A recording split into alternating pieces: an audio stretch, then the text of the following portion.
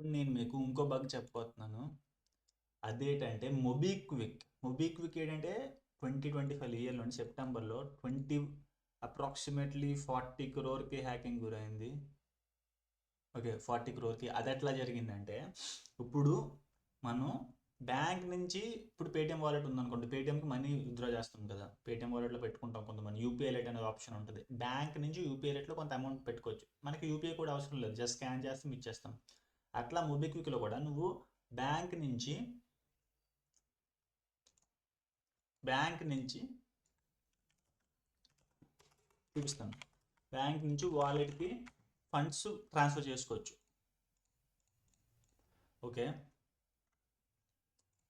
Bank నుంచి వాలెట్కి funds transfer చేసుకోవచ్చు. అట్లా అక్కడ ఏటవుతుందంటే, సపోజ్ మీ బ్యాంకులో మనీ లేదు, ఓకే, బట్ నువ్వు ఇలా విత్డ్రా పెట్టావు అంటే బ్యాంక్ నుంచి డిపాజిట్ పెట్టావు. బ్యాంక్ నుంచి మనీ లేకపోయినా వాలెట్లో పడిపోతుంది అమౌంట్. అది ఎట్లా చూపిస్తుంది? ట్రాన్సాక్షన్ సక్సెస్ఫుల్ చూపిస్తుంది, కానీ డెబిట్ అవ్వట్లేదు బ్యాంక్ నుంచి అమౌంట్. ఇట్లా ఏం చేశారంటే కొంతమంది, ఒక బగ్ అనమాట అది. ఓకే, ఏం చేస్తారంటే ఇలా చాలా ట్రాన్సాక్షన్ చేస్తారు వాలెట్కి మనీ పంపించుకోవడానికి, మల్టిపుల్ వాలెట్స్కి. ఓకే, సపోజ్ ఒక అకౌంట్ క్రియేట్ చేసి బ్యాంక్ అకౌంట్ లింక్ చేసి బ్యాంక్ నుంచి ఏమించి వాలెట్కి డిపాజిట్ పెట్టి ట్రాన్సాక్షన్ ఫెయిల్ అయిపోతుంది అనమాట. సపోజ్ ఇప్పుడు నువ్వు 30-40 రూపీస్ పెట్టావు, ఇప్పుడు ఒక 1000 రూపీస్ పెట్టావు, బ్యాంక్లో అంత అమౌంట్ లేదు, కాకపోతే నువ్వు ఫెయిల్ అయింది, కానీ అమౌంట్ పడిపోతుంది. అదో బగ్. ఓకే, అలాంటి బగ్ ఒకటి కనుక్కొని 40 క్రోర్స్ వరకు లూట్ చేశారు. లూట్ అంటే దోచుకోవడం. ఇక్కడ అంతా 40 క్రోర్ని చూపిస్తుంది, but exact amount I don't know. Here I'm gonna tell you what it was showing. మొబిక్విక్లో చాలా జరిగినాయి. అయితే 8 crores ఫ్రోజన్, 2500 ట్రాక్ చేశారని కూడా ఉంది. సో ఇదన్నమాట మొబిక్విక్లో ఇష్యూ. ఇంతకుముందు మనీ వ్యూ గురించి చేశాను, ఎట్లా జరిగిందో. ఇప్పుడు మొబిక్విక్ అనమాట.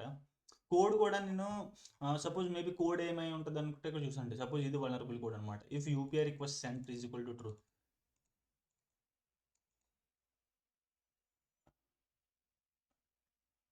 యూపీఐ రిక్వెస్ట్ అంటే జస్ట్ రిక్వెస్ట్ పంపించింది ట్రూ అయితే క్రియేట్ అయిపోతుంది వాలెట్కి.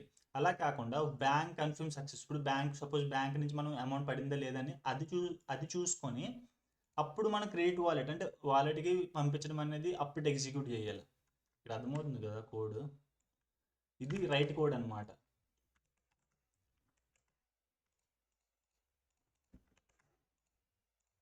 ఇది రైట్ కోడ్.